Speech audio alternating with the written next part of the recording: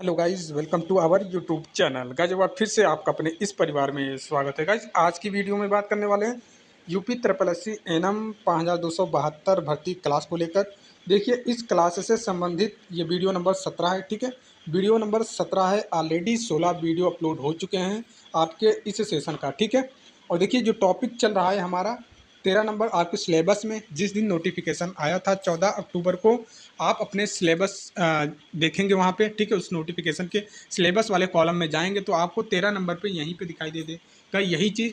क्या नाम रहेगा? Structure of human body and body system and their function. ठीक है, आज का जो पार्ट है पार्ट 5 है और इसके बाद एक पार्ट और आएगा। ठीक है, इस टॉपिक का टोटल 6 वीडियो मैंने पहले ही बता दिया था, पहले ही वीडियो में बता दिया था इस टॉपिक जब स्टार्ट किया था कि भैया ये थोड़ा लंबा आपका टॉपिक है। हाँ, एग्जाम में इससे प्रश्न आपके कम बनते हैं लेकिन ये ज़्यादा है, सिलेबस ज़्यादा है और ये सब कुछ बेसिक ही है। ठीक है, तो आपको 4 नंबर इस टॉपिक से प्रश्न एग्जाम में बनेंगे, आपके एग्जाम में 4 नंबर पूछे जाने वाले हैं, तो आपको यह पढ़ना ही पड़ेगा। ठीक है, इसको आप इग्नोर नहीं कर सकते, इसको आप स्किप नहीं कर सकते हैं। ठीक है, तो ये 2000 वाली क्लास आपको फ्री में दी जा रही है, तो इसकी महत्व को समझो। मैं बार बार बोलता हूँ, हर बार बोलता हूँ कि भैया 2000 वाली क्लास आपको फ्री में दिया जाता है और पूरा पूरा आप 2000 का परचेस कर लीजिए किसी भी बड़े से बड़े 10 साल से या 20 साल से जो आपको पढ़ा रहे हैं। ठीक है, उनका कोर्स आप खरीद लीजिए अच्छे तरीके से। ठीक है, और ये हमारा वीडियो और उनका वीडियो इसी टॉपिक से संबंधित मैच कर लीजिए। ठीक है, क्या हमने जो पढ़ाया है या फिर वो उन्होंने जो पढ़ाया है मैच कर लीजिए, कितना अंतर है आपको खुद ब खुद पता चल जाएगा। बस वही चीज़ है कि फ्री की चीज़ें अगर दिया जाता है तो उसकी कदर और वैल्यू नहीं रहती, ये सबको पता है।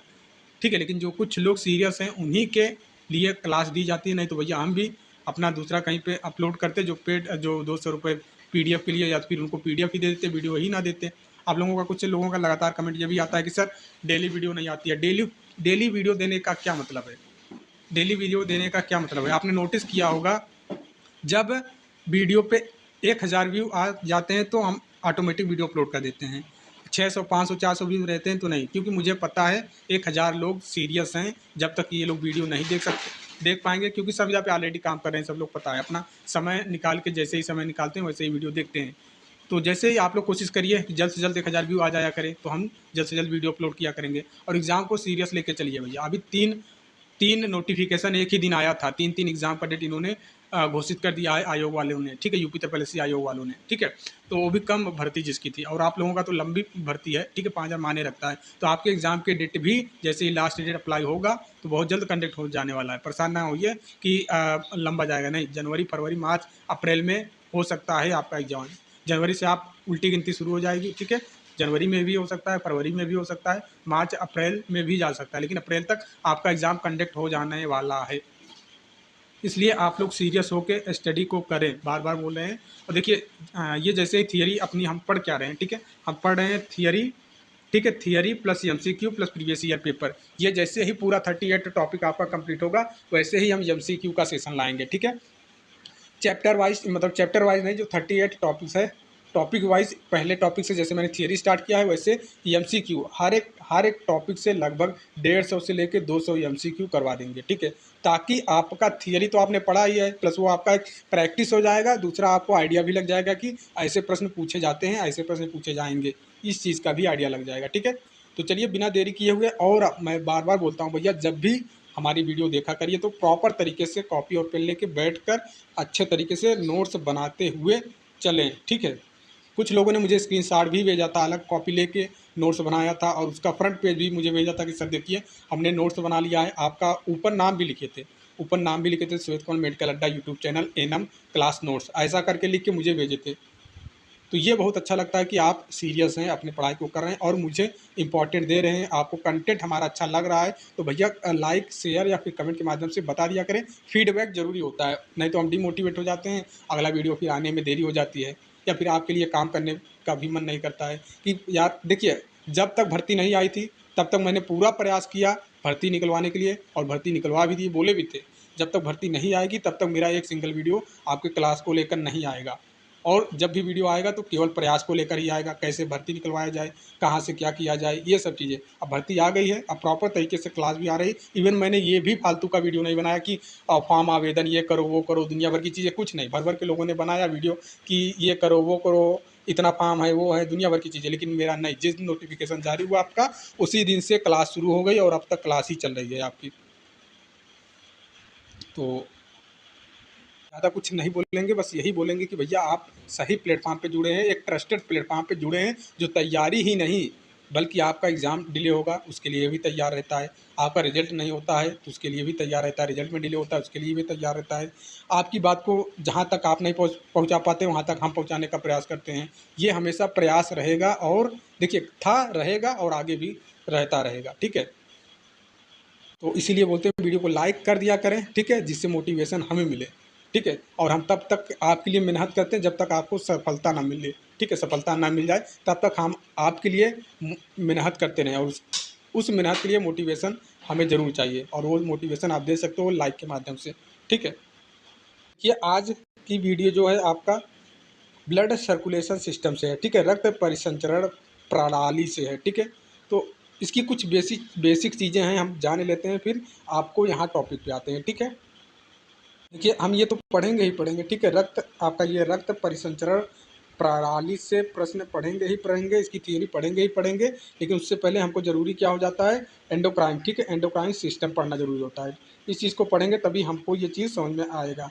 तो सबसे पहले हम एंडोक्राइन, और देखिए जो लोग पेड, ठीक है, दिए हैं पीडीएफ के लिए, बार बार कमेंट आता है सर आगे की पीडीएफ दीजिए। अब इस क्लास के बाद आपको पीडीएफ मिल जाएगी, ठीक है। ग्रुप में मैं आपको दे दूंगा, जिन्होंने फी दिया है 200 रुपये, ठीक है, उनको पीडीएफ ये मिल जाएगा, पूरा 148 पेज का पीडीएफ है, ठीक है। तो परेशान नहीं होना है, ठीक है। बार बार आप लोगों का यही सवाल आ रहा था, सर पीडीएफ नहीं मिल रही है, पीडीएफ नहीं मिल रही, तो जी बिल्कुल पीडीएफ अब मिल जाएगी, इस क्लास के बाद मिल जाएगी। और ये क्लास हो सकता है लेंदी, ज़्यादा लंबा जाए, 1.5 घंटे का क्लास हो सकता है, ठीक है। तो आपको बिल्कुल परेशान नहीं होना है कि क्लास लंबा जा रहा है या फिर ज़्यादा चीज़ें हम पढ़ा रहे हैं। तो भैया ये जो चीज़ें हैं इंपॉर्टेंट है। तो सबसे पहले हम पढ़ेंगे क्या, सबसे पहले हम पढ़ेंगे भैया आपका एंडोक्राइन सिस्टम। चलिए पहुँचते हैं थियरी के ऊपर।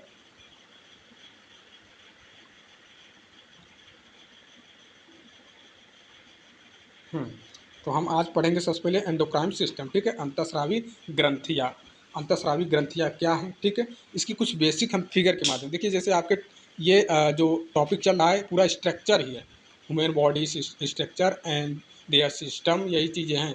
तो स्ट्रक्चर के माध्यम से ही मैं समझाने की कोशिश कर रहा हूँ, एक संरचना और फिगर के माध्यम से ज़्यादा, हर एक वीडियो में मैंने यही प्रयास किया है कि फिगर के माध्यम से आपको चीज़ें को समझाएं।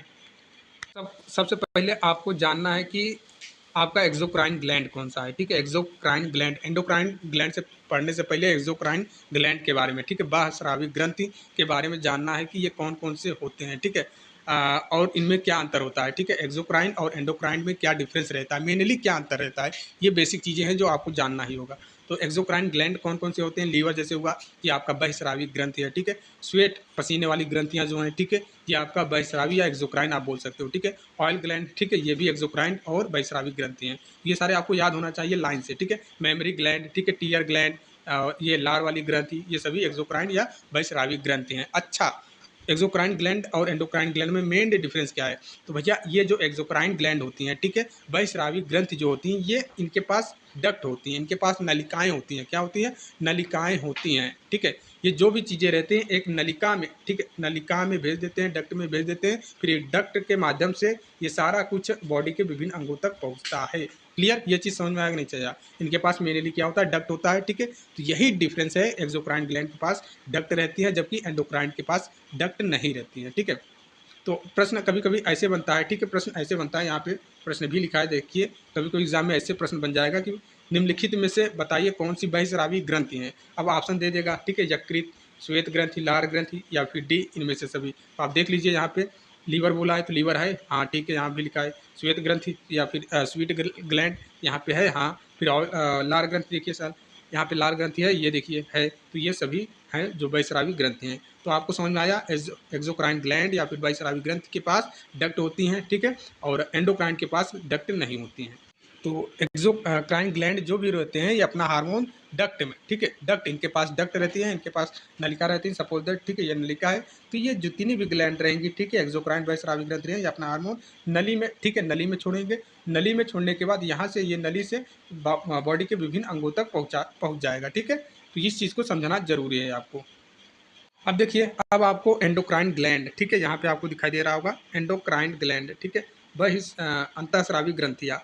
अब इनके पास ऊपर ही दिखाई दे रहा है डक्टलेस, इनके पास डक्ट नहीं रहती हैं, इनके पास नलिकाएँ नहीं रहती हैं। तो कौन-कौन से हैं भैया, आपको ध्यान देना होगा कौन-कौन सी हैं, यहाँ पे आपको दिखाई दे रहा होगा, ठीक है। हाइपोथैलेमस जिनकी संख्या 1 रहती है बॉडी में, ठीक है। पिट्यूटरी जिनकी संख्या 1 रहती है, पीनियल जिनकी संख्या 1 रहती है, थायराइड जिनकी संख्या 1 रहती है, पैराथायराइड जिनकी संख्या 4 रहती है, थाइमस ग्लैंड जिनकी संख्या 1 रहती है। यहाँ पे पैंक्रियास, पैंक्रियास का 1% पार्ट, ठीक है, 1% पार्ट ही एंडोक्राइन ग्लैंड रहती हैं और इनकी संख्या 1 ही रहती है, ठीक है, ध्यान देना है। कभी कभी एग्जाम में ऐसे भी प्रश्न बना है कि मिश्रित ग्रंथि कौन सी है, तो आपको बताना है कि अग्नाशय ग्रंथि या फिर पैंक्रियास। इस चीज़ को आपको दिमाग में बैठा लेना है और इसका 1% ही भाग रहता है, बाकी बाकी ये बहिस्रावी ग्रंथ में आ जाएगा, ठीक है। अंतःस्रावी में केवल 1% पार्ट ही रहता है। एड्रीनल ग्लैंड, ठीक है, और यहाँ पे टेस्टिड जो मेल में रहता है जिनकी संख्या 2 रहती है, और ओवरी जो फीमेल में रहता है जिनकी संख्या 2 है, ठीक है। तो एग्जाम में कैसे प्रश्न बनता है, ऐसे बताइए निम्नलिखित में कौन सा एक नलिका युक्त ग्रंथि नहीं है, ऐसे प्रश्न बन जाएगा। तो यहाँ पे आपको देखना है पहला ऑप्शन मेमरी ग्लैंड, क्या ये है। अभी ये चीज़ें याद रहेगी तो आसानी से आप कर पाओगे, ठीक है। फिर ऑयल ग्लैंड, क्या ये है, ठीक है, या फिर श्लेष्म में ग्रंथि, क्या ये है, या फिर पीनियल ग्रंथि ये है, बताइए। नलिका युक्त ग्रंथि नहीं है, नलिका युक्त ग्रंथि नहीं है, मतलब जिस ग्रंथि के पास नलिका नहीं है, डक्ट नहीं है, ठीक है, तो यह पे पीनियल ग्रंथि, यही आपका हो जाएगा करेक्ट आंसर। ये एंडोक्राइन में आ जाएगा। जिन ग्रंथि में नलिकाएं नहीं है वो एंडोक्राइन ग्लैंड होंगी, ठीक है, कहने का मतलब ये है। उम्मीद करते हैं अब आपको ये प्रश्न भी समझ में आ गया होगा और एंडोक्राइन ग्लैंड सारे याद हो गए होंगे, ठीक है। याद नहीं हो रहा है तो प्रॉपर तरीके से नोट्स बना के रखो। प्रश्न ऐसे बना इसलिए मैं ऐसे सेटअप किया हूँ। देखिए ये इंपॉर्टेंट है, आपको ध्यान में रखना है कि secretion of exocrine gland, exocrine gland या फिर बहिस्रावी ग्रंथि किस चीज़ का स्राव करती हैं, ठीक है। तो आपको ध्यान देना है ये एंजाइम, ठीक है, एंजाइम का स्राव करती हैं। स्वीट पसीना का स्राव, सीबम का, म्यूकस का, जूस का, ठीक है, ये सारे का एक स्राव रहता है, ठीक है। क्योंकि ऐसे भी एग्जाम में प्रश्न बना है कि बहिस्रावी ग्रंथ का स्राव हो सकता है पसीना, ठीक है, एंजाइम, सीबम, तो इनमें से सभी, ठीक है। पसीना भी स्राव करती हैं, एंजाइम भी और सीबम में, तो ये भी आपको याद रहेगा, इसका भी स्क्रीनशॉट लेके रखिए। कि एंडोक्राइन ग्लैंड जिनके पास नलिका नहीं है, ठीक है, डक्टिलिस हैं, तो वो कैसे अपना स्राव करते हैं। तो सपोज दैट देखिए ये एक सेल है, ठीक है, यहाँ से हार्मोन सीधा ब्लड में पहुंचाया, कहाँ, डायरेक्ट ब्लड में ही पहुंचाता है। इनके पास नलिका नहीं रहती है कि नलिका में पहुंचाए फिर नलिका के माध्यम से बॉडी के विभिन्न कोशिकाओं तक पहुंचे या फिर अंगों तक पहुंचे, नहीं, ये डायरेक्ट ब्लड में पहुंचा देंगे। अब ब्लड में पहुंचाएंगे तो भैया ब्लड पूरे बॉडी में आपके रहता है, ठीक है, पूरे बॉडी में ही जाता है, लेकिन ये उसी के पास जाएगा, ये हार्मोन जो यहाँ पे इन्होंने डाला है ब्लड में, ठीक है, ये उसी के पास जाएगा जिसको इसकी ज़रूरत होगी। हालांकि रास्ते से सभी से होके गुजरेगा। सपोज दैट एक आप ये मान के चलो, ठीक है, एक पैसेंजर ट्रेन, आप जैसे आपको लखनऊ है, ठीक है, लखनऊ से आपको प्रयागराज जंक्शन आना है या फिर प्रयागराज आना है। आप एक्सप्रेस से आ रहे हो, सुपरफास्ट एक्सप्रेस से आ रहे हो, ठीक है, उसका स्टॉपेज लिमिट है, उसको पता है कि यहाँ पे हमारी सवारी का इंतजार है, यहाँ पे हमको रुकना है। लेकिन पैसेंजर क्या है, पैसेंजर हर एक स्टेशन पे आता है, हर एक स्टेशन पे आता है, हर एक स्टेशन पे सवारी लेता है और हर एक स्टेशन पे उतारता भी है। लेकिन वहीं पे सुपरफास्ट एक्सप्रेस हुआ, ये लिमिट रहेगा, 3-4 स्टॉपेज रहेगा, जहाँ पे उसको ज़रूरत होगी वहाँ पे वो मेन जंक्शन के रूप में ही, जहाँ जहाँ जंक्शन रहेगा वहाँ वहाँ रुकता है, ये चीज़ रहता है। तो अब जैसे ये ब्लड में यहाँ पे हार्मोन छोड़ा, ठीक है, ये टारगेट सेल है। अब देखिए ये टारगेट सेल है, अब इसको यहाँ तक पहुँचाना है, इस कोशिका तक पहुँचाना है, ठीक है। तो ये इस वाले कोशिका, यहाँ पे कोई कोशिका, यहाँ पे कोई अंग है, इस वाले कोशिका से भी होके गुजरेगा, यहाँ पे भी कोई कोशिका है, इस वाले भी से गुजरा, इस वाले यहाँ भी कोई कोशिका है, इस वाले से गुजरा, लेकिन इसको देगा नहीं क्योंकि इसकी ज़रूरत नहीं है। मेनली इसको ज़रूरत इस वाले को है, इस वाले सेल को है, तो ये जाके फिर यहाँ पे देखिए एरो के माध्यम से इस वाले सेल के पास गया। तो वही चीज़ है। सपोज दैट मैं फिर से समझाने की कोशिश कर रहा हूँ। एंडोक्राइन जो अंतःस्रावी ग्रंथियाँ रहती हैं ये डक्टलेस होती हैं, इनके पास कोई नलिका नहीं होती है, तो ये डायरेक्ट ब्लड में ही अपना हार्मोन छोड़ती हैं। ये ब्लड में यहाँ पे छोड़ दी, ये पूरा रेड जो है ये ब्लड ही है, ये पूरा रेड जो है, ठीक है, बनाया गया है एक रास्ता, ये पूरा ब्लड ही है। तो ब्लड में यहाँ पे हार्मोन डाला, ठीक है, हार्मोन डाला, अब ये बॉडी के सभी सेल से होकर गुजरेगा। ऐसा नहीं भैया ब्लड तो सभी जगह जाता है ना, ये तो नहीं है केवल हाथ में ही ब्लड है या पैर में नहीं है, नहीं, बॉडी में के सभी जगह आपका ब्लड है, सभी पूरे बॉडी में ब्लड है।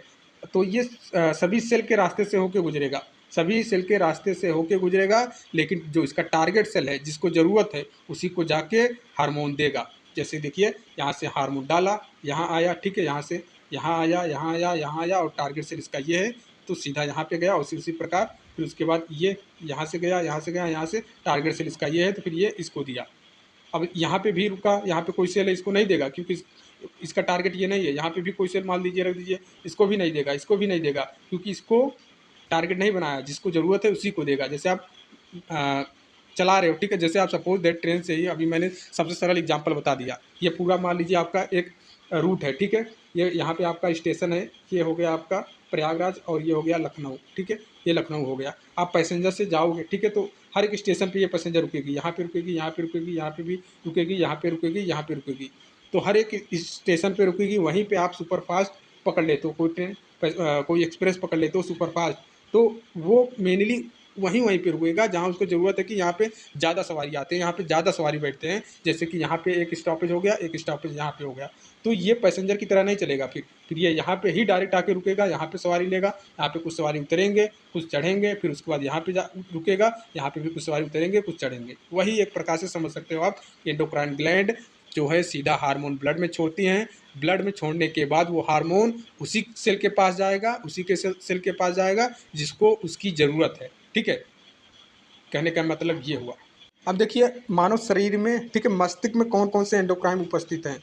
आपके एग्जाम में कभी बनता है तो आप समझ लीजिए। एक पीनियल हो गया, ये ब्रेन में, ये वाला पूरा ब्रेन का हिस्सा है ना यहाँ तक, तो पीनियल हो गया, ठीक है। और एक हाइपोथैलेमस हो गया, पीट्यूटरी हो गया, ठीक है। ये सारे ब्रेन में हैं, ब्रेन के एंडोक्राइन सिस्टम। एंडोक्राइन देखिए, मैं प्रश्न दिखा देता हूँ तब आपको समझ में आएगा। प्रश्न क्या है भैया, प्रश्न आप देखो, प्रश्न आप देखो, ठीक है। प्रश्न में क्या है, प्रश्न पूछा निम्नलिखित में कौन सा अंतःस्रावी ग्रंथि हमारे मस्तिष्क में उपस्थिति है। ऑप्शन दिया है हाइपोथैलेमस, पीयूष ग्रंथि, पीनियल ग्रंथि, इनमें से सभी। अब देखो आप फिगर पे आओ, ये आपका ब्रेन है, ठीक है, ये पीनियल ये हो गया, ठीक है, ये हाइपोथैलेमस हो गया, ये पिट्यूटरी हो गया। तो ये सभी तीनों हमारे ब्रेन में स्थित हैं, ठीक है। तो अंतःस्रावी ग्रंथियाँ, हाइपोथैलेमस भी है, पीयूष ग्रंथि भी है, पीनियल ग्रंथि है, और ये जो ब्रेन का हिस्सा है। क्लियर। बाकी और भी चीज़ें यहाँ पे दिया है, आप समझ सकते हो, ठीक है। जैसे यहाँ पे ओवरी हो गया फीमेल में, ठीक है, और टेस्टिस हो गया जो मेल में रहता है, और ये पेंक्रियाज हो गया, ठीक है, ये एंड्रीलन हो गया, थाइमस हो गया, ये थॉराइड हो गया। ये सभी आप चीज़ों को ध्यान में देना है। अब देखिए ये वाला पॉइंट आपको ध्यान में रखना है भैया कि जो पिट्यूटरी है, ठीक है, पिट्यूटरी ग्लैंड है, इसके पास कौन कौन से हार्मोन हैं। तो आपको ध्यान देना है जीएच, ठीक है, ग्रोथ हार्मोन, या फिर टीएसएच, थायराइड स्टिमुलेटिंग हार्मोन, फिर एसीटीएच ये हो गया, एफएसएच हो गया, एलएच हो गया, एलटीएच हो गया, एमएसएच, ये सभी क्या हो गए, ये सभी हार्मोन ऑफ पिट्यूटरी ग्लैंड का हार्मोन्स हैं। अब हम थियरी देखेंगे। हमने फिगर जो देखना था, जो समझाना था, हमने समझा दिया ऊपर ऊपर आपको, ठीक है। अब हम अंदर आके थियरी में देखते हैं। तो अब पहला आपको दिखाई दे रहा होगा अंतःस्रावी ग्रंथियाँ, ठीक है, एंडोक्राइन ग्लैंड। अंतःस्रावी ग्रंथियाँ क्या हैं, इसकी थियरी आपको अब लिखना है, ठीक है, हेडिंग डालना है अंतःस्रावी ग्रंथियाँ, ठीक है। क्या है भैया, एंडोक्राइन एक यूनानी शब्द है। क्या है भैया, एक यूनानी शब्द है जिसका अर्थ होता है आंतरिक स्राव। आंतरिक स्राव, शरीर के अंदर ऐसी ग्रंथियाँ जो सीधे रक्त प्रवाह में अपने स्राव को छोड़ती हैं। ध्यान देना है, मैंने बताया था ना, ऊपर ही आगे बता दिया था कि ये शरीर के अंदर ऐसी ग्रंथियाँ हैं जो सीधे सीधे रक्त प्रवाह में अपने स्राव को छोड़ती हैं, उन्हें अंतःस्रावी ग्रंथियाँ कहा जाता है। यह ग्रंथियाँ शरीर के विभिन्न अंगों और प्रणालियों में विभिन्न प्रकार के हार्मोन का स्राव करती हैं, जो कि शरीर के विकास, वृद्धि, ऊर्जा, प्रजनन आदि को नियंत्रित करते हैं। क्लियर। अब देखिए हार्मोन्स क्या है। हार्मोन्स वे रासायनिक, ठीक है, हार्मोन वे रासायनिक संदेशवाहक पदार्थ होते हैं जो ग्रंथियों द्वारा उत्पन्न होते हैं और विशेष कार्यों के लिए शरीर के विभिन्न अंगों में पहुंचकर कार्य करते हैं। हार्मोन का कार्य शरीर के अंगों और प्रणालियों में संतुलन बनाए रखना होता है। हार्मोन के माध्यम से शरीर के सभी क्रियाकलापों को सुचारू रूप से संचालित किया जाता है। क्लियर। अब देखिए हार्मोन की मेन डिफिनेशन क्या लिखोगे आप। हार्मोन एक रासायनिक और परिवाही पदार्थ है जो एक स्थान से निकलकर दूर स्थित अंगों पर प्रभाव डालता है। हार्मोन का कार्य शरीर के विकास, ऊर्जा, तनाव और प्रजनन आदि क्रियाओं को नियंत्रित करना होता है। क्लियर। अब देखिए अंतःस्रावी के प्रमुख अंग, ठीक है, अंतःस्रावी के प्रमुख अंग ऊपर हमने आपको पहले ही वीडियो की स्टार्टिंग में ही बता दिया था। पीयूष ग्रंथ जिसको पिट्यूटरी ग्लैंड बोलते हैं, आदिवृक्क ग्रंथ एंड्रीनल ग्लैंड, ठीक है, आउटू या आउटू एवं पराउटू ग्रंथ थायराइड एंड पैराथोराइड ग्लैंड, ठीक है। और चौथा अग्नाशय, ठीक है, अग्नाशय, यही तो अग्नाशय तो मिश्रित ग्रंथ कहलाता है, ठीक है, पैंक्रियाज। और देखिए यौन ग्रंथियाँ या फिर जनन ग्रंथियाँ जिसको आप सेक्स ग्लैंड बोलते हैं। अब देखिए पीयूष ग्रंथ क्या है, इसके बारे में समझना है। पीयूष ग्रंथ इसको देखिए, पीयूष ग्रंथ को मास्टर ग्रंथ कहते हैं। हालांकि इस पीयूष ग्रंथि के ऊपर कमांड हाइपोथैलेमस का रहता है, हाइपोथैलेमस इस ग्रंथि को कमांड करता है। एक्चुअल में होना चाहिए हाइपोथैलेमस, हाइपोथैलेमस को ही बोलना चाहिए कि भैया ये मास्टर ग्रंथि है, लेकिन ये हाइपोथैलेमस को क्यों नहीं बोलते हैं? आपसे मैं प्रश्न पूछता हूँ, आपको पता है पीयूष ग्रंथि को ही मास्टर ग्रंथि क्यों कहते हैं? जबकि इसके ऊपर, इससे बड़ा, इसको कमांड कौन करता है? हाइपोथैलेमस करता है। तो हाइपोथैलेमस को मास्टर ग्रंथि बोलना चाहिए ना। मैं क्या बोल रहा हूँ, मैं ये बोल रहा हूँ कि हाइपोथैलेमस, ठीक है, हाइपोथैलेमस को मास्टर ग्रंथि क्यों नहीं बोलते हैं? अगर इसको कमांड हाइपोथैलेमस कर रहा है, इसको कमांड हाइपोथैलेमस कर रहा है, तो मास्टर वही हुआ ना भैया, हाइपोथैलेमस। तो हाइपोथैलेमस के क्यों नहीं बोलते हैं? इसलिए नहीं बोलते हैं क्योंकि वह ब्रेन का भी हिस्सा हो जाता है। हाइपोथैलेमस ब्रेन का भी हिस्सा हो जाता है, इसलिए हाइपोथैलेमस को नहीं बोलते हैं मास्टर ग्रंथि।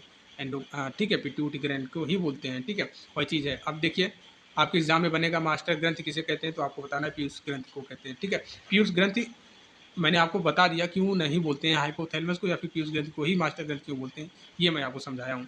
पीयूष ग्रंथि सफेनाइड अस्थि, ठीक है, अस्थि के पिट्यूटरी फोसा में स्थित होता है। इसे मास्टर ग्रंथि भी कहते हैं, इंपॉर्टेंट है, इसे मास्टर ग्रंथि भी कहते हैं क्योंकि यह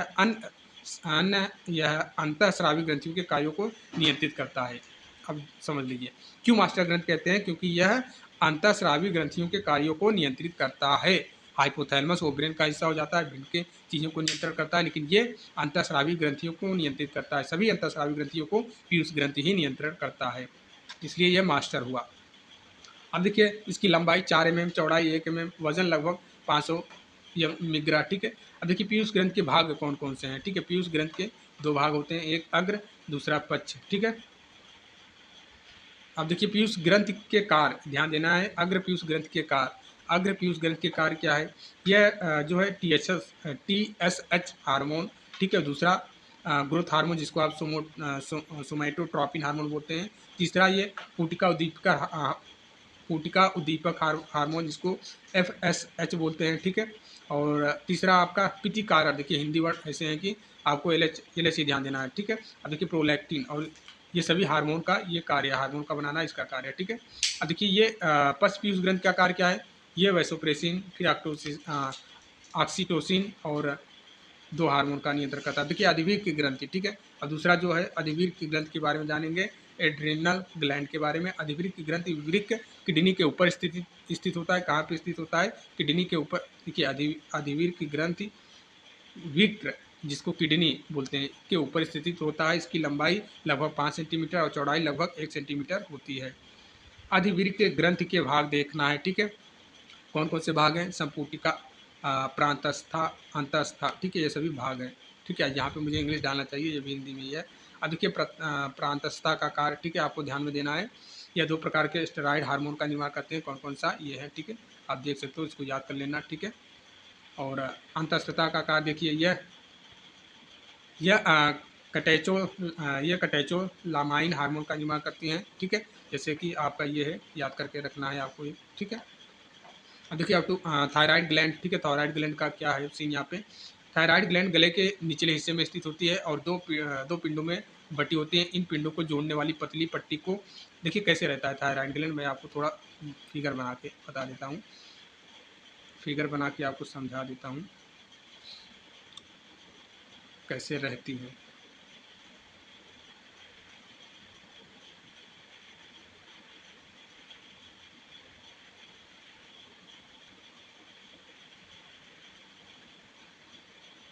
तो यही हो गया आपका थायराइड, ठीक है, थायराइड ग्लैंड। ये 2 हिस्सों में बटी, इधर और इधर, ठीक है। तो वही चीज़ है, 2 पिंडों में बटी होती हैं। 2 पिंडों के जोड़ने वाली पतली पट्टी की स्थिमस कहा जाता है। यह ग्रंथि T3 और T4 हार्मोन का स्राव करती हैं, ठीक है, T3 और T4। अब देखिए T2 ग्रंथ के कार्य थायराइड, ठीक है, थायराइड ग्रंथ के कार्य क्या है? थायराइड ग्लैंड के कार्य क्या है? T3 और T4 हार्मोन का स्राव करती हैं जो मेटाबॉलिज्म को नियंत्रित करता है। या आपको ध्यान में रखना है, ठीक है, ये पॉइंट ध्यान में रखना है। दूसरा कैल्सिटोनिन, ठीक है, कैल्सिटोनिन हार्मोन का स्राव करती है जो रक्त में कैल्शियम के स्तर को नियंत्रित करता है। ध्यान देना है, कैल्सिटोनिन हार्मोन का स्राव करती है जो रक्त में कैल्शियम के स्तर को नियंत्रित करता है। कैल्सिटोनिन हार्मोन का कार्य क्या है? यह रक्त में कैल्शियम के स्तर को नियंत्रित करता है, ठीक है। अब देखिए पैराथोराइड, ठीक है, पैराथोराइड ग्लैंड 4 होती है। यह थायराइड ग्लैंड के पीछे, ठीक है, आउटू ग्रंथि जो मैं इसको थायराइड बोल रहा हूँ, ठीक है, यह आउटू ग्रंथि या फिर थायराइड ग्रंथि के पीछे स्थित होती हैं। इनका आकार मटर जैसा होता है और इनका भार लगभग 0.05 ग्राम होता है। क्लियर?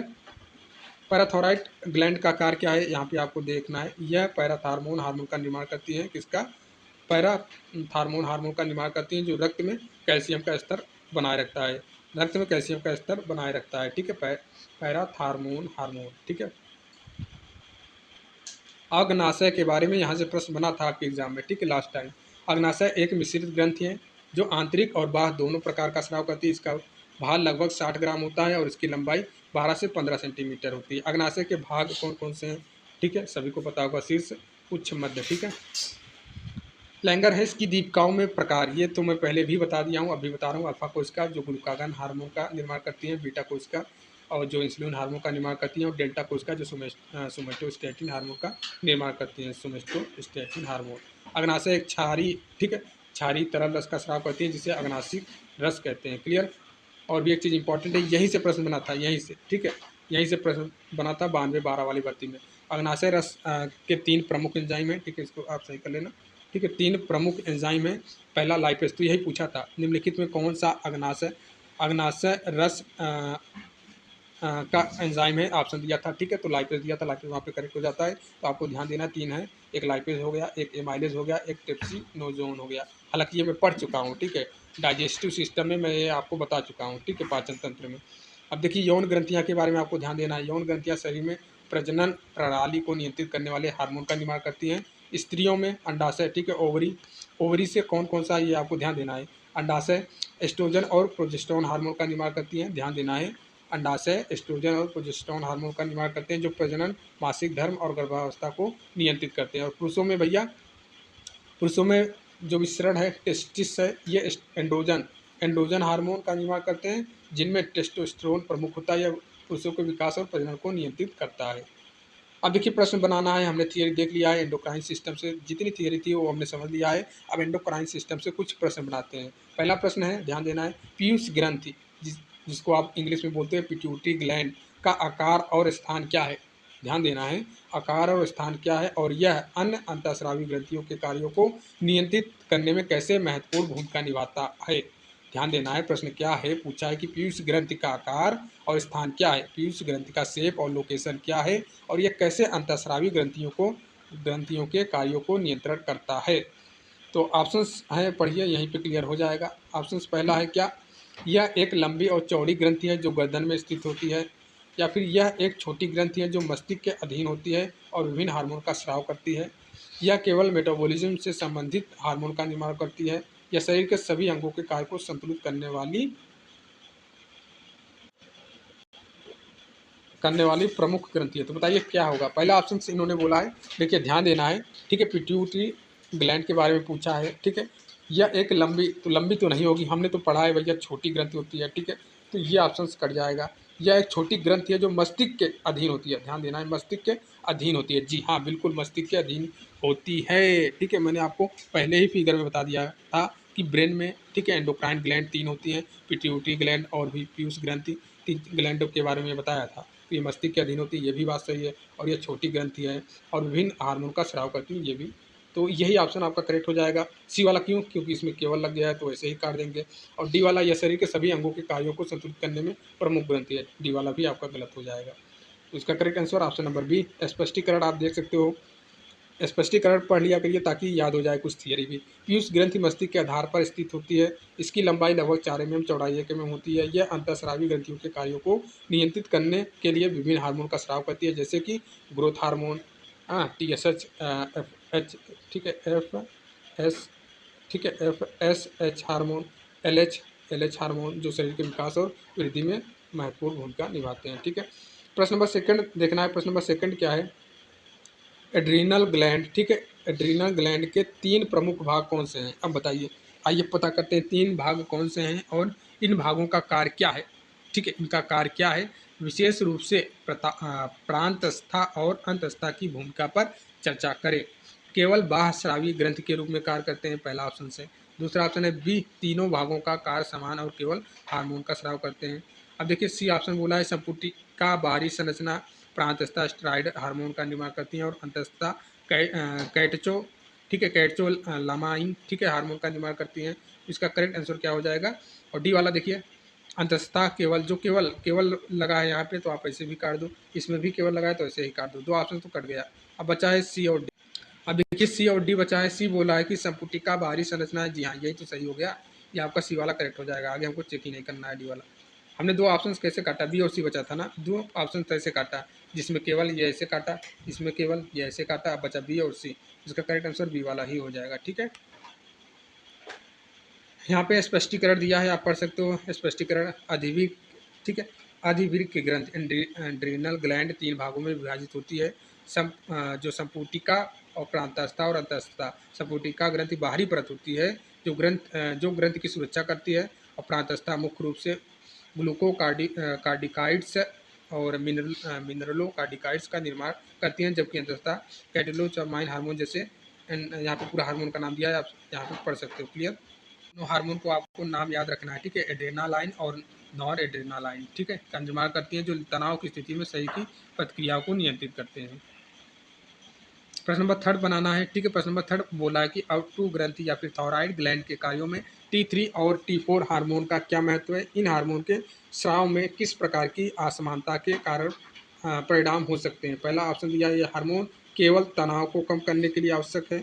दूसरा ऑप्शन है, यह हार्मोन शरीर के मेटाबॉलिज्म को नियंत्रित करते हैं और इनकी कमी या अधिकता से हाइपोथायराइडिज्म या फिर हाइपरथायराइडिज्म जैसी समस्याएं हो सकती हैं। सी, इन हार्मोन का स्राव केवल गर्भावस्था के दौरान होता है। इनका स्राव केवल बच्चों में, केवल किसमें किसमें है, इसमें केवल ये काटो, केवल इसमें ये काटो, केवल इसमें ये काटो। तीन ऑप्शंस कट गए, बचे कौन सा भैया, बी वाला बच्चा, बी राइट हो गया। ठीक है, बी आपका राइट हो गया। यहाँ पे आप पढ़ सकते हो। मैंने ऐसा ट्रिक आपको बता दिया है कि भैया केवल जिसमें हो वो आप काट देना। स्पष्टीकरण आप पढ़ सकते हो। ठीक है, प्रश्न नंबर 4 देखेंगे, यौन ग्रंथिया का मानव शरीर में क्या कार्य है। ठीक है, यौन ग्रंथिया का मानव शरीर में क्या कार्य है और पुरुषों और महिलाओं में इन ग्रंथियों के द्वारा कौन से प्रमुख हार्मोन का स्राव होती है। यह केवल ऊर्जा के स्राव के लिए जिम्मेदार होती हैं, यह प्रजनन के लिए आवश्यक हार्मोन का निर्माण करती हैं, जैसे कि पुरुषों में टेस्टोस्टेरोन और महिलाओं में एस्ट्रोजन और प्रोजेस्टेरॉन। इनका कोई हार्मोनल कार्य नहीं है। और डी वाला ऑप्शन देखते हैं।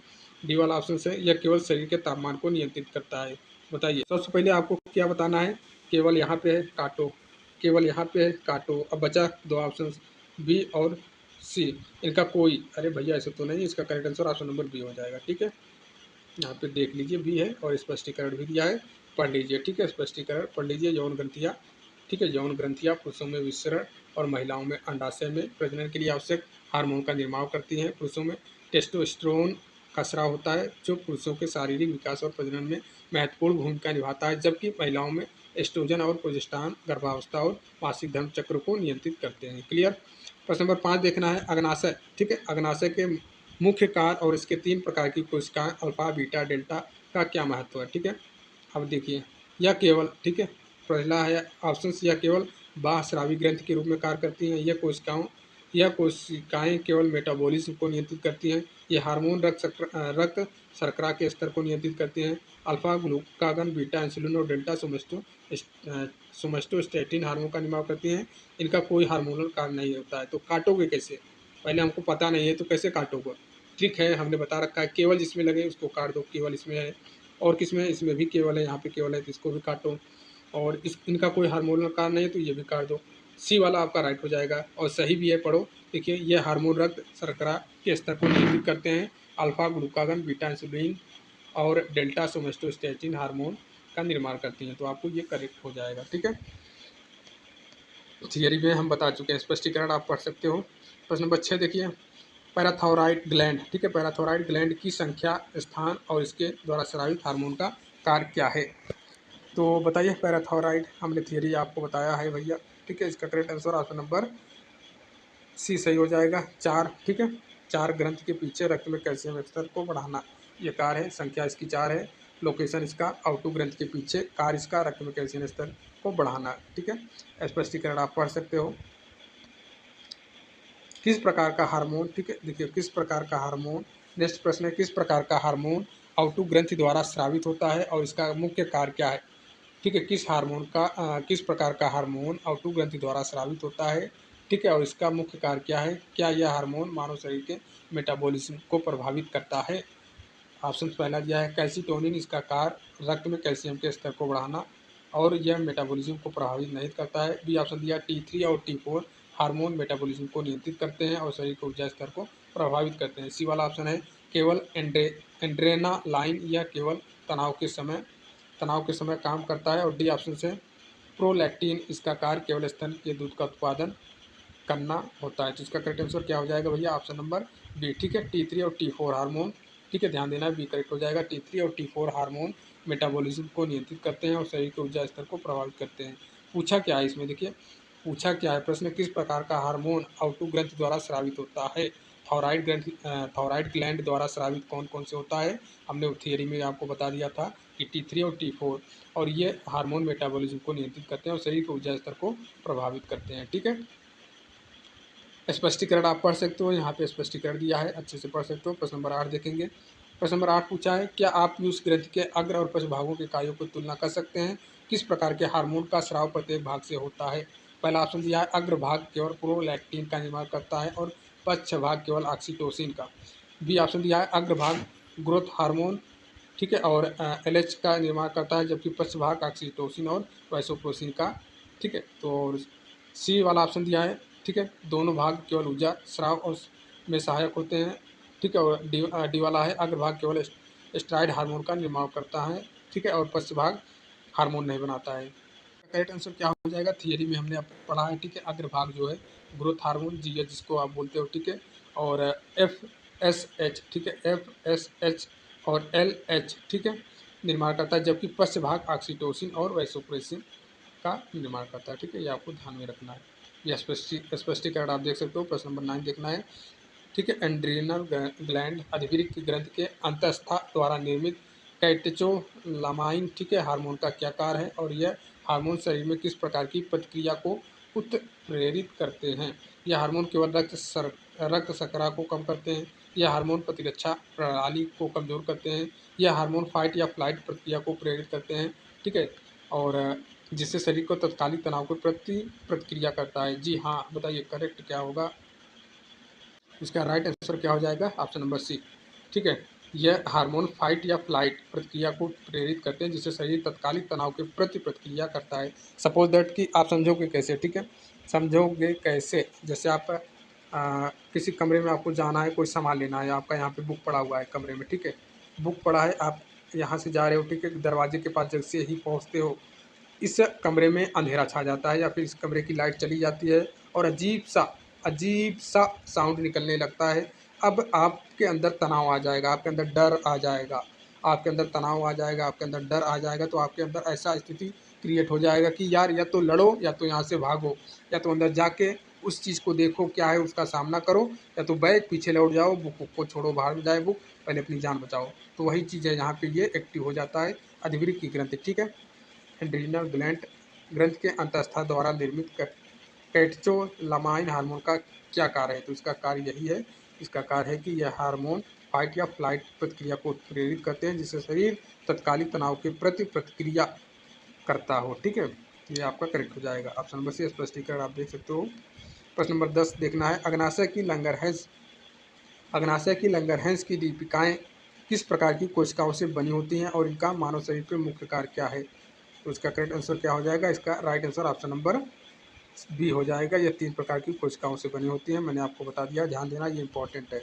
ठीक है, अग्नाशय की लैंगरहैंस दीपिकाएँ 3 प्रकार की कोशिकाओं अल्फा बीटा डेल्टा से बनी होती हैं, जो रक्त शर्करा के स्तर को नियंत्रित करने में मदद करती हैं। क्लियर?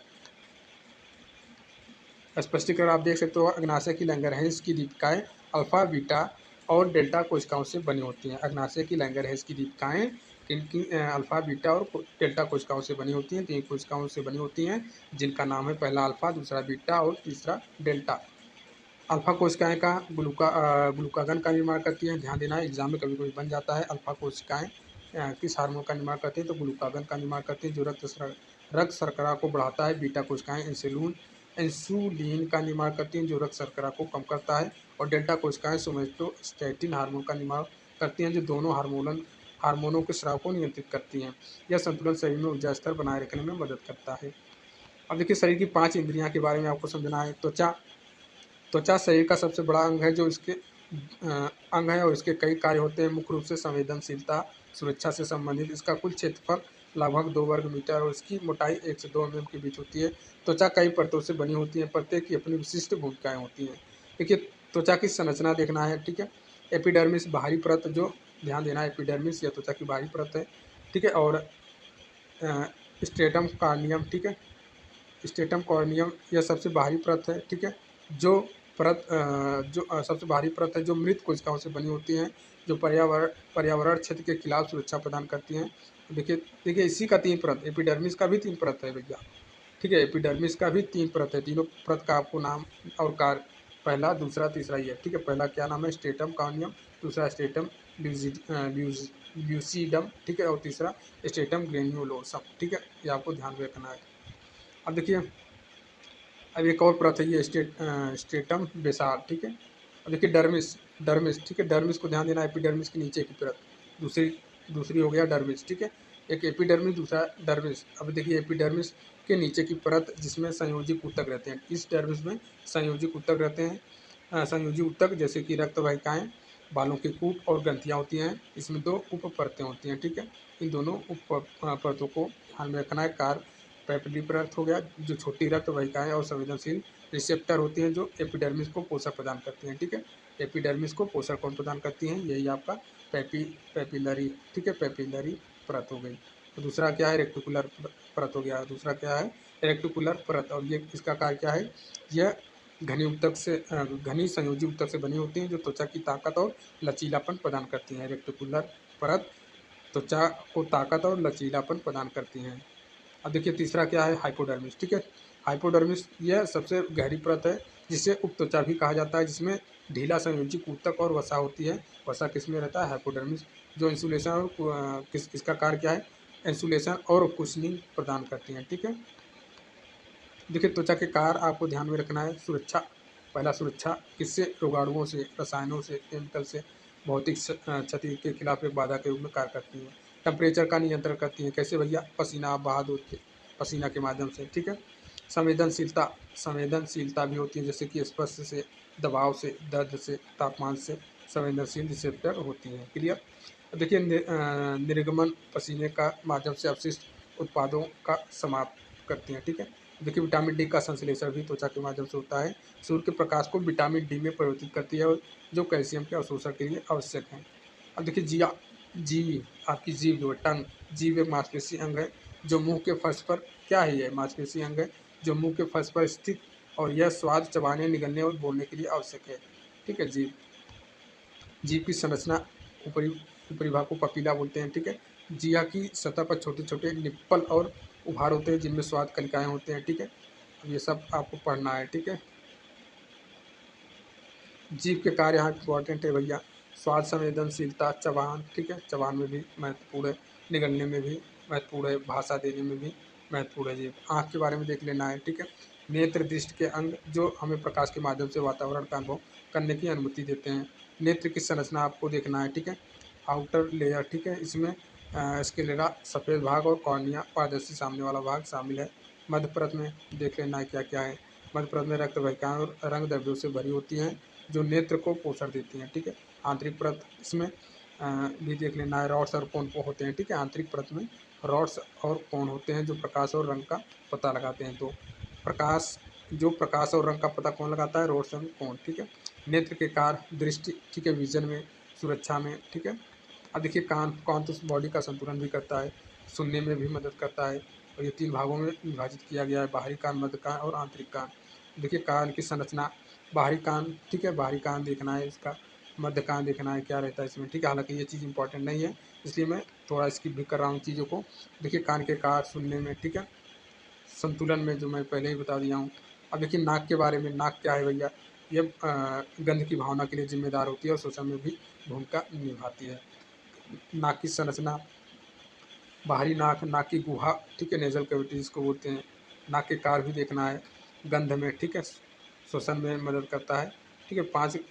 हमने पाँच इंद्रिय अंग को देख लिया, ठीक है, 5 इंद्रिय अंग देख लिया। इससे प्रश्न भी आप बना सकते हो। प्रश्न क्या बन सकता है? पहला प्रश्न है, त्वचा के किस भाग में नई त्वचा कोशिकाएं उत्पन्न होती हैं? तो ये स्ट्रेटम बेसाल है इसका करेक्ट आंसर, ठीक है। यहाँ पे पढ़ सकते हो, व्याख्या दिया है। प्रश्न नंबर सेकंड भी दिया है, जी हाँ, जीव किस प्रकार की पपीला आकार सबसे छोटी होती है जो स्वाद कनिकाएँ नहीं होती हैं। ये ऑप्शन ए दिया है, ठीक है। बी दिया है, ये आप थियरी पढ़े हो तो वहीं से पूछा है, कुछ खास चीज़ें हैं नहीं इसमें, ठीक है, कुछ इंपॉर्टेंट नहीं है, इसको स्किप करते हैं हम, ठीक है। नेक्स्ट हम चीज़ें पढ़ते हैं, ठीक है, ये इंपॉर्टेंट नहीं है। नेक्स्ट आपका रक्त परिसंचरण प्रणाली आ गया, ठीक है। परिभाषा आप देख लो, उसकी परिभाषा क्या है। रक्त परिसंचरण प्रणाली, इसमें हृदय रक्त वाहिकाएँ प्रणाली भी कहा जाता है, एक जटिल नेटवर्क है जो रक्त हृदय और रक्त वाहिकाओं के माध्यम से पूरे शरीर में रक्त प्रवाह को सुनिश्चित करता है। यह प्रणाली शरीर के विभिन्न अंगों और ऊतकों को ऑक्सीजन, पोषक तत्व, हार्मोन और अन्य महत्वपूर्ण सामग्री पहुंचाने के साथ साथ अवशिष्ट उत्पादों को हटाने में सहायता करती है। हृदय, ठीक है। देखिए, विभिन्न पदार्थों का परिसंचरण दो प्रकार से होता है, ठीक है। पहला क्या है, मैं स्टार्टिंग में ही आपको बता देना चाहिए। एक हो गया आपका ब्लड के माध्यम से, ठीक है, दूसरा लिम्फ के माध्यम से। तो ब्लड में जो चीज़ें रहती हैं, ब्लड सर्कुलेटरी सिस्टम में क्या क्या रहता है भैया, ब्लड रहता है, ब्लड वेसल्स रहता है, हार्ट रहता है। और वहीं पे लिम्फ में क्या रहता है, लिम्फ सर्कुलेटरी सिस्टम में क्या रहता है, लिम्फ रहते हैं, ठीक है, लिम्फेटिक वेसल्स रहते हैं और लिम्फेटिक नोड्स रहते हैं, ठीक है। इस चीज़ को आपको ध्यान में देना है। जैसे कि ये देखिए, ये वाला डायग्राम आपको दिखाई दे रहा होगा, ये ब्लड सर्कुलेटरी सिस्टम का एक डायग्राम है। और भी चीज़ें क्या है यहाँ पे देखिए, एक प्रश्न ऐसे भी बनता है, बताइए कि निम्नलिखित में कौन सा रुधिर नलिका का प्रकार नहीं है। तो रुधिर, प्लाज्मा, धमनी, सिरा या फिर केशिका, तो इसमें से कौन सा नहीं है। तो क्या हो जाएगा इसका करेक्ट आंसर, राइट आंसर क्या हो जाएगा भैया, इसका राइट आंसर केशिका हो जाएगा, ठीक है। देखिए, रुधिर प्लाज्मा है, अब भैया ब्लड सर्कुलेटरी सिस्टम में प्लाज्मा, ब्लड में तो प्लाज्मा रहता ही है, धमनी तो रहती ही है, धमनी में ही शुद्ध रक्त, सिरा में है शुद्ध रक्त, ये तो चीज़ें रहती हैं, लेकिन केशिका में नहीं है, लिम्फ में चीज़ें होती हैं, ठीक है। एक आपको ये चीज़ इंपॉर्टेंट रखना है, ये याद करके रखना है, धमनी का और सिरा का डिफरेंस आपको ध्यान रखना है। धमनी, इसकी स्क्रीनशॉट ले लीजिए, प्रश्न जो बनेगा तो यहीं से बनेगा, ठीक है। आपके रक्त परिसंचरण प्रणाली में अगर प्रश्न आता है तो यहीं से आएगा, धमनी और सिरा। धमनी का कार्य क्या है, यह रुधिर को हृदय से विभिन्न अंगों तक पहुंचाती है, या रुधिर को हृदय से विभिन्न अंगों तक पहुंचाती है। धमनी हार्ट से, ठीक है, हार्ट से, हार्ट से यह ब्लड को हार्ट से लेकर बॉडी के विभिन्न अंगों तक पहुंचाती है, ठीक है। और इसमें शुद्ध रुधिर प्रवाहित होता है, इसमें रुधिर अधिक दाब और गति से बहता है, इसमें कोई कपाट नहीं होता है, ठीक है। क्योंकि ब्लड, ये हार्ट जो है, ठीक है, ये पंपिंग का कार्य करता है, ब्लड को पंप करता है, ठीक है। तो कोई कपाट कपाट क्यों लगाया जाता है, सपोज दैट, ठीक है, सपोज दैट ये चीज़ें हैं, नली है, ठीक है, नाली है, तो ये यहाँ पे आप पंप लगाए हो तो बीच में कोई वाल्व नहीं लगाओगे, कोई रास्ता ब्रेकर नहीं बनाओगे ना भैया। पंप इसको प्रेशर से चीज़ें आप वहाँ पे पहुँचा रहे हो, तो पंप आप हट क्या है, पंप का ही तो कार्य कर रहा है, ब्लड को फ्लो कर रहा है, ब्लड को अंगों तक पहुँचा रहा है, इसलिए कपाट की ज़रूरत नहीं होती है।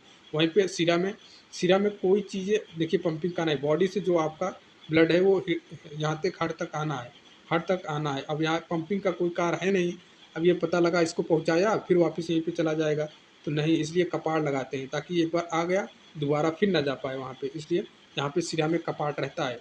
जैसा आपको यहाँ पे दिखाई दे रहा है 4 नंबर पे, इसमें कपाट होता है, लेकिन धमनी में कोई कपाट नहीं होता है। धमनियों की गुफा छोटी होती है, गुफा मतलब समझते हो, उसका डाया, जो डाया रहता है, डायामीटर, ये धमनी का इतना बड़ा है तो सिरा का इतना बड़ा रहेगा। अब ये डायामीटर इसका, ठीक है, व्यास इसका छोटा है, तो इसमें कोई भी नाली हो, कोई भी पाइप हो, ठीक है, कोई भी पाइप है, अगर उसका व्यास आप जितना जितना छोटा रखोगे उतना ही ज़्यादा उसमें प्रेशर रहेगा, ठीक है, उतनी ही ज़्यादा प्रेशर रहेगा। और वहीं पे कोई भी चीज़ है, उसका व्यास, कोई भी पाइप है, अगर उसका व्यास आप ज़्यादा रख रहे हो तो उसमें उतना प्रेशर नहीं रहेगा, ठीक है, उतना प्रेशर नहीं रहेगा। प्रैक्टिकल आप पानी, ठीक है, आप पानी भी देखते होंगे, बगीचे बगीचे में पाइप से पानी ले जाते हो, ठीक है, या पाइप से पौधा सिंचाई करते हो, तो जो छोटे व्यास की पाइपें रहती हैं उसमें प्रेशर दूर तक पानी जाता है। वहीं पे बड़ी व्यास की पाइप लाते हो, उसका प्रेशर दूर तक ना जाकर इतना ही दूर आके गिर जाता है, ठीक है, वही चीज़ है, ऐसे भी आप समझ सकते हो। अब देखिए, धमनियों की गुहा छोटी होती है और सिराओं की गुहा बड़ी होती है। और धमनियाँ रुधिर को बांटती हैं, सिराएँ रुधिर को एकत्रित करती हैं। सिराएँ क्या करता है, ये एकत्रित करती हैं। भैया हार्ट तक लाना है, बॉडी के विभिन्न अंगों से ब्लड को हार्ट तक लाना है तो वो सिरा ही करती है। हार्ट में ला रहे हो, इकट्ठा ही तो कर रहे हो, लेकिन ये धमनियाँ बांटती हैं, हार्ट से लेकर बॉडी के विभिन्न अंगों तक पहुँचाती हैं, तो इसको बांटना हो गया, ठीक है। अब मरने के बाद धमनी खाली हो जाती है, मरने के बाद यह खाली हो जाती हैं, जबकि वहीं पे ये सिराएँ मरने के बाद भी इसमें रुधिर रहता है। या शरीर में अधिक मरने के बाद पंप, हार्ट आपका पंपिंग का कार्य करता है। जब आप डेथ हो जाती है, बॉडी की डेथ हो गई, ठीक है, तो ये हर्ट काम करना बंद हो गया। जब काम, जैसे भैया मोटर आप लगा रहे हो, पानी ऊपर चढ़ा रहे हो टंकी पे, जैसे ही लाइट कटती है पाइप पानी ऊपर नहीं पहुंचेगा। उसी प्रकार हर्ट है, जैसे ही डेड बॉडी डेड हुई, ठीक है, हर्ट कार्य करना बंद हुआ तो जो है, ठीक है, पानी जो है खाली हो जाएगा। ऐसे ही जैसे ही हर्ट बंद हुआ काम करना, वैसे ये धमनी खाली हो जाती है। लेकिन वहीं पे सिराय में क्या है, सिराएं मरने के बाद भी इसमें ब्लड रहती हैं। यह शरीर के अधिक गहराई पर होती हैं। जो धमनी रहती है बॉडी की अधिक गहराई पे रहती हैं, वहीं पे सिराएं बॉडी की ऊपरी सतह पे रहती हैं। देखिए एक प्रश्न ये इंपॉर्टेंट है, आपको ध्यान रखना है। डैश में अशुद्ध रुधिर बहता है। नॉर्मली आप क्या जानते हो कि अशुद्ध रुधिर किस में बनता है? अशुद्ध रुधिर, या फिर जो अशुद्ध रुधिर बोल सकते हो, या ये बोल सकते हो कि जिसमें कार्बन डाइऑक्साइड की ज़्यादा मात्रा रहती है। तो किस में बहती है? आपको पता है सिरा, आप जानते हो सिरा। लेकिन यहाँ पे पूछा है कि अशुद्ध रुधिर बहता है, तो इसका करेक्ट आंसर क्या हो जाएगा? अशुद्ध रुधिर रुधिर फुफ्फुस धमनी में बहती है, पल्मोनरी आर्टरी में बहती है। ठीक है, ये भी आपको ध्यान देना है, ये प्रश्न बन जाता है कभी कभी। देखिए एक प्रश्न और भी एग्जाम में ऐसे भी बनता है, निम्न से कौन सा रक्त का घटक है? ठीक है, रक्त का घटक कौन सा है? तो रक्त का घटक कौन कौन सा है? ये ब्लड है, आपकी बॉडी का ब्लड है, इसमें प्लाज्मा रहता है, ठीक है, और WBC रहता है, और रेड ब्लड सेल रहता है, ठीक है। तो आपको ऐसे भी प्रश्न एग्जाम में बनने को दिख सकता है। अब देखिए एक प्रश्न ये भी इंपॉर्टेंट है, रुधिर में प्लाज्मा की मात्रा लगभग कितनी होती है? तो रुधिर में प्लाज्मा की मात्रा 55% और बाकी चीज़ें 45% रहती हैं, ये भी इम्पॉर्टेंट है। अब देखिए प्लाज्मा ऑफ ब्लड के बारे में यहाँ पे डिटेल में लिखा है। प्लाज्मा ऑफ ब्लड के बारे में डिटेल में आपको यहाँ पे देखना है क्या, देखना है क्या भैया? जो इसमें वाटर की मात्रा रहती है लगभग 90 से 92%। प्लाज्मा में वाटर की मात्रा लगभग, जो प्लाज्मा 55% है, ठीक है, यहाँ पे उसमें से 90 से 92% पानी हो गया। बाकी, ठीक है, बाकी ये चीज़ें आपका इनऑर्गेनिक आयन रहते हैं, जैसे कि सोडियम, पोटेशियम, कैल्शियम, मैग्नीशियम, और कुछ गैसेस जैसे कि ऑक्सीजन, कार्बन डाइऑक्साइड, और वेस्ट मटेरियल भी जैसे यूरिया, यूरिक एसिड, ये भी चीज़ें रहती है। प्रोटीन्स रहती हैं, प्रोटीन दूसरा मात्रा में सबसे ज़्यादा ये प्रोटीन रहती हैं, ठीक है। एल्बुमिन, ग्लोबिन, फाइब्रोमिन, प्रोथ्रोम्बिन, ये सभी प्रोटीन रहती हैं। और देखिए हेपरिन, हेपरिन ये भी इंपॉर्टेंट है, ये भी ब्लड ब्लड का थक्का जमाने में मदद करता है। हेपरिन ये भी मदद करता है। प्रोटीन में अगर पूछ लिया जाएगा प्रोथ्रोम्बिन या फाइब्रोजिन, ये भी ब्लड का थक्का ही जमाने में मदद करता है। अब फूड मटेरियल्स जो रहते हैं जैसे glucose, amino acid, fatty acid, ये भी रहते हैं। हाँ, और रेगुलेटरी सब्सटेंस भी रहते हैं जैसे विटामिन, हार्मोन। ये सभी आपका एक प्लाज्मा ब्लड के बारे में हमने सारा कुछ बता दिया यहीं पे। एक आपको ये भी इंपॉर्टेंट है, आप इसको टेबल को याद करके रखना, प्रश्न ऐसे भी एग्जाम में बनते हैं। जैसे कि यहाँ पे वर्ग दिया है, ठीक है, मैमल्स हुआ, स्तनधारी हुआ, बर्ड पक्षी हुआ, बर्ड हुआ, और यहाँ पे सरीसृप हुआ, उभयचर हुआ, मत्स्य हुआ। तो ये चीज़ इंपॉर्टेंट है कि हृदय कक्ष पूछा जाता है ना, कि बताइए हार्ट चैम्बर, स्तनधारियों में हार्ट चैम्बर कितना होता है? 4 होता है। और उनका खून कैसा रहता है? गर्म रहता है। और सांस कैसे लेते हैं? तो फेफड़ों से लेते हैं। वहीं पे पक्षी में हार्ट चैम्बर 4 होता है, इनका भी खून गर्म ही रहता है, ठीक है, और ये भी सांस फेफड़ों से ही लेते हैं। सरीसृप, इनकी हार्ट चैम्बर की बात करें तो 3 रहता है, इनका खून ठंडा रहता है, और ये सांस लेते हैं फेफड़ों से, ठीक है। वहीं पे उभयचर एम्फीबियंस, ये भी हार्ट चैम्बर में 3 रखते हैं, और इनका भी गर्म ठंडा रहता है, और ये सांस लेते हैं तो फेफड़े और गलफड़ों दोनों से, जैसे मेढक। मच्छी, ठीक है, मत्स्य, फिश, इनका हार्ट चैम्बर 2 ही रहता है, इनका खून भी ठंडा रहता है, और ये सांस मेनली गलफड़ों से लेते हैं। ये भी एग्जाम में प्रश्न बना है और बनता भी रहेगा आगे, ठीक है। अब हम थियरी पे चलते हैं, वीडियो लंबी होगी, ठीक है। अब हम वीडियो को, अब देखिए आगे का पार्ट नहीं लाएंगे, ठीक है, बहुत पढ़ा दिया, 13 टॉपिक से मैंने बहुत पढ़ा दिया, ठीक है। आपको PDF मिल जाएगा, ठीक है, ग्रुप में जो 200 फी दिए हैं, ठीक है, आपको 200 रुपये जो फ़ी दिए हैं, ठीक है, हम ग्रुप में PDF भेज देंगे, आप पढ़ लेना, वहाँ से नोट्स बना लेना। बाकी अब जो यूट्यूब पे जो वीडियो आएंगी, ठीक है, देखिए वीडियो आएगा कि नहीं आएगा भैया, आपका सपोर्ट चीज़ें नहीं रहता है तो मन नहीं होता है। लेकिन आपको जो लोग फ़ी दिए हैं, ठीक है, जो लोग फ़ी दिए हैं 60 से लेकर 70-80 लोग दिए हैं, तो आपको PDF प्रॉपर तरीके से मिलता रहेगा, और अच्छे तरीके से मिलता रहेगा। आपको हम PDF दे दिया करेंगे, आप अपना नोट्स बना लीजिए। आइए भी आगे की चीज़ें हैं, सारा कुछ हमने यहाँ पे अच्छे से PDF में लिख दिया है, और आप प्रॉपर तरीके से नोट्स बना के पढ़ते रहो, ठीक है। और जो लोग नहीं लिए हैं PDF, अगर चाह रहे हैं कि PDF लें, तो भैया आपको 200 फ़ी देना है, ठीक है, कितना 200 फ़ी देना है।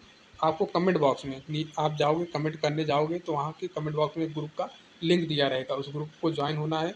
ग्रुप को ज्वाइन होना है तो वहीं से आपको हमारा नंबर मिल जाएगा, हमारे नंबर पे मैसेज करना है, सर मुझे PDF चाहिए, फ़ी कैसे देना है, क्या करना है वो सब कुछ हम बता देंगे आपको। आप भी ज्वाइन करके अब तक जितनी क्लास हुई हैं सारे का पीडीएफ आप ले सकते हो और प्रॉपर तरीके से नोट्स बना के पढ़ाई कर सकते हो भैया। ठीक है, अच्छा एग्ज़ाम में सिलेक्शन लेना है, अच्छा नंबर लाना है तो पढ़ना ही पड़ेगा। अब ये आप लोग पढ़ लेना, ठीक है, मैं भेज दे रहा हूँ क्योंकि पढ़ाऊँगा तो बहुत लंबी वीडियो हो जाएगी, बहुत सारा भी है इसमें, ठीक है, बहुत सारा कुछ है बताने को तो बहुत लंबा हो जाएगा वीडियो। आप लोग पढ़ लेना, ठीक है, पीडीएफ से या फिर नोट्स बना लेना, ठीक है। जैसे ये क्वेश्चंस भी दिया है, थियरी भी दिया है। जैसे ये भी पहला क्वेश्चन दिया है, हृदय की मांसपेशियों में संकुचन की प्रक्रिया को नियंत्रित करने वाले कौन से घटक होते हैं। ये सारे अच्छे अच्छे लेवल के क्वेश्चंस हैं यार, जो एग्जाम के पॉइंट ऑफ व्यू से आपके बहुत ही महत्वपूर्ण है। और प्लस थियरी तो आप पढ़ोगे ना, ये सारे सारे का प्रश्न बना लोगे। एक बार पीडीएफ तो पढ़ के देखो, पीडीएफ जब पढ़ोगे तो थियरी आसानी से बना लोगे। अब हम नेक्स्ट अगर वीडियो पे लाएंगे भी, ठीक है, यूट्यूब पे क्लास लाएंगे भी, वैसे तो लाएंगे ही भैया, क्योंकि मुझे सबको लेके चलना है। भले ही आप लोग पैसे दें या ना दें वो अलग की बात है, मुझे समझे या ना दें में, लेकिन क्लास लाने में समय लग सकता है। लेकिन क्लास लाऊंगा तो भैया अगला टॉपिक लेके आऊँगा 14 नंबर से, ठीक है। टॉपिक नंबर 14 से स्टार्ट करूँगा, ठीक है। हाइजीन ऑफ बॉडी, बॉडी की स्वच्छता, शरीर की स्वच्छता, जो आपके एग्जाम में 2 से 3 नंबर उससे भी आते हैं, और वो एक ही वीडियो में कवर कर दूंगा, एक ही पीडीएफ में कवर कर दूंगा, ठीक है। उम्मीद करते हैं चीज़ें आपको समझ में आ गई होंगी। मिलते हैं नेक्स्ट वीडियो में, तब तक के लिए जय हिंद, जय भारत। देखिए अब ये वाले वीडियो में मैंने अपना 100% नहीं दिया क्योंकि मैं डिमोटिवेट हो चुका हूँ, अच्छे से आपको समझा नहीं पाया हूँ, ठीक है, अच्छे से नहीं समझ। इसके पहले की जो क्लास मैंने दिया है अपना पूरा मन लगा के अच्छे से आपको पढ़ाया, अच्छे से समझाया, लेकिन इस वाले वीडियो में मैंने ऊपर ऊपर से सारी चीज़ें बता दी हैं, ठीक है, अच्छे से नहीं समझाया क्योंकि मैं खुद मोटिवेट हो गया हूँ आपके सपोर्ट ना मिलने के कारण, ठीक है। इसलिए मैं आपको बार बार बोलता हूँ कि लाइक शेयर सब्सक्राइबर किया करें, जिससे मैं मोटिवेट हो सकूँ, आपके लिए मेहनत कर सकूँ, ठीक है। बाकी आप चीज़ों को समझते ही होंगे, समझदार हैं ही। मिलते हैं नेक्स्ट वीडियो।